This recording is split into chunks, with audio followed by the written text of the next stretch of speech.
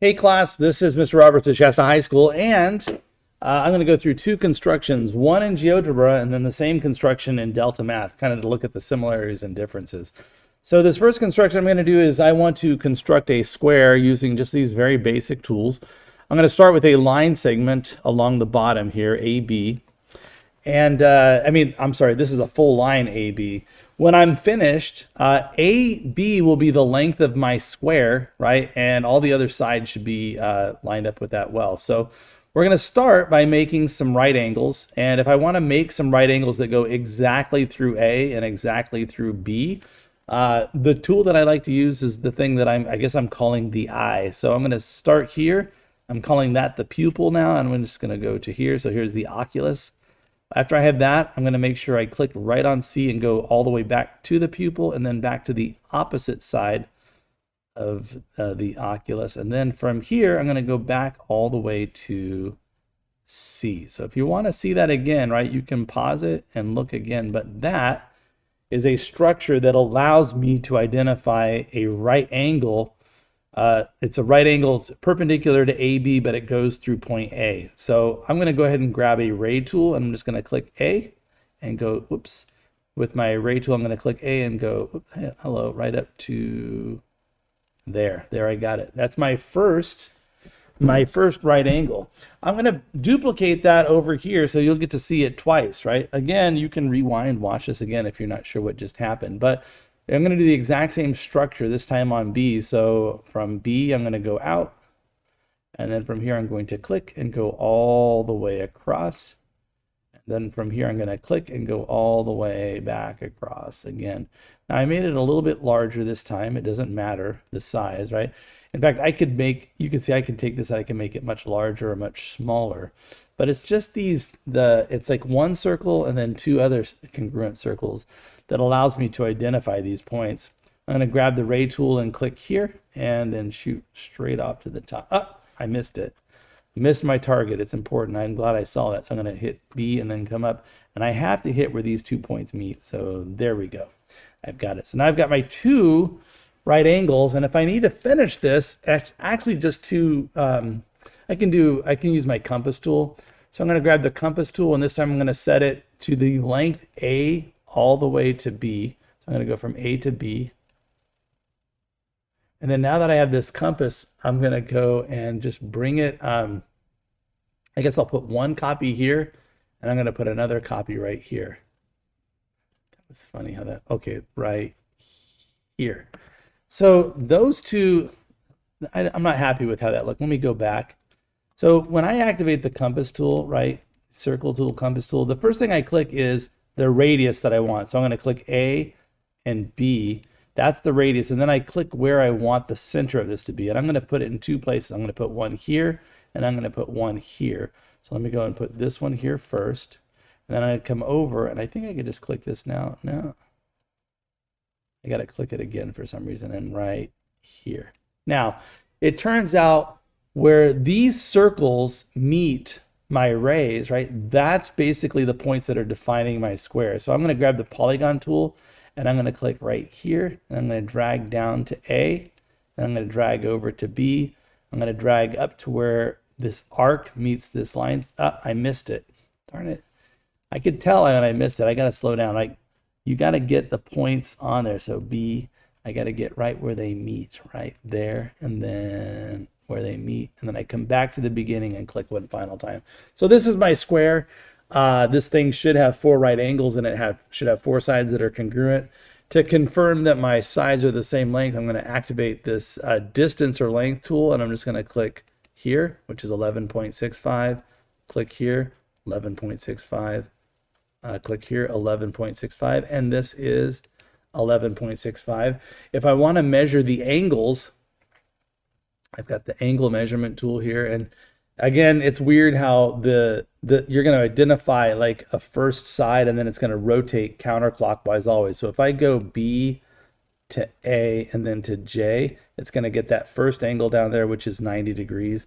I can go from B to I. Oh, I'm going the wrong way. That's not going to work. Let me escape that one. Oops. Escape that one. I want to go from I'm gonna have to go from, because it goes counterclockwise, I'm gonna have to go J, no, I. Let's see. Okay, I can think about this. I can go I, B, and then over here. Okay, so I can go from I to B to A. There's that right angle tool. So you can see I've got two right angles. If I go J to I and then down here, yep, I got three right angles. And the last one has to be a right angle, but I'm going to measure it anyways. I'm going to go, I'm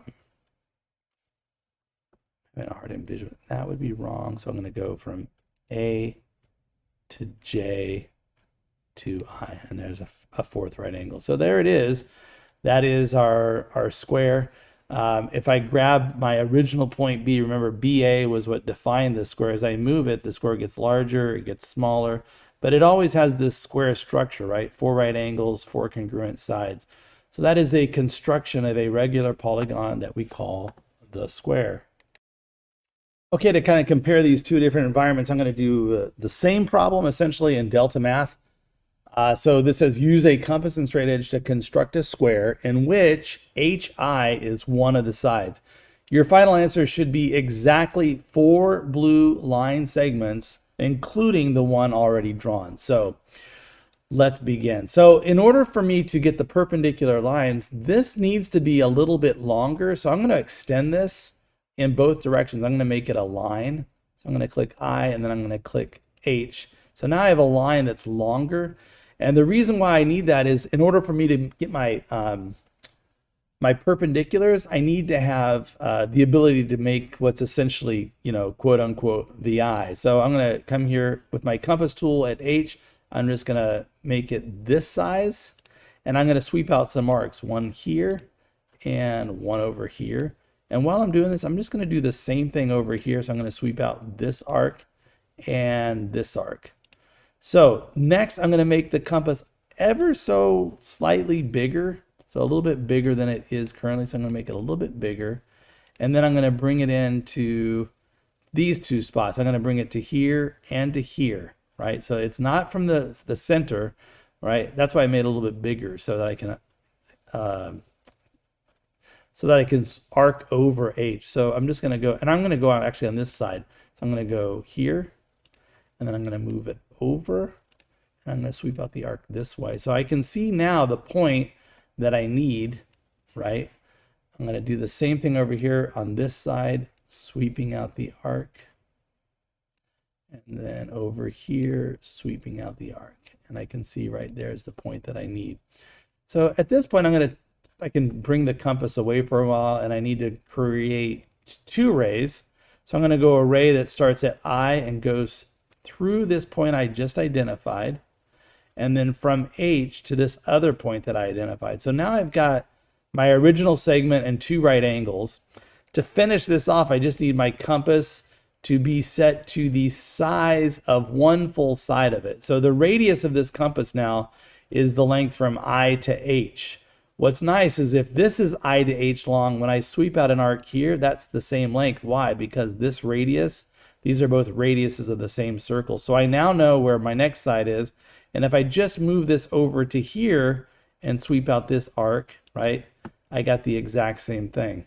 So now I can see the four sides that are going to comprise my circle. And it says my answer needs to be exactly 4 blue segments. So I'm going to go from I to this point, from this point to this point, and then this point down to that point.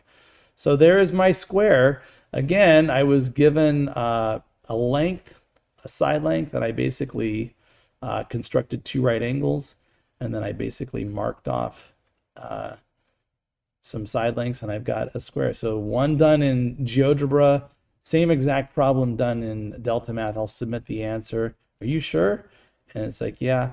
And the other thing that's nice about Delta Math is it does give you the ability to review your own construction, but you can compare it step by step with someone else's construction. So you can see that's equivalent to the eye right there. That's fabulous. Yeah. All right.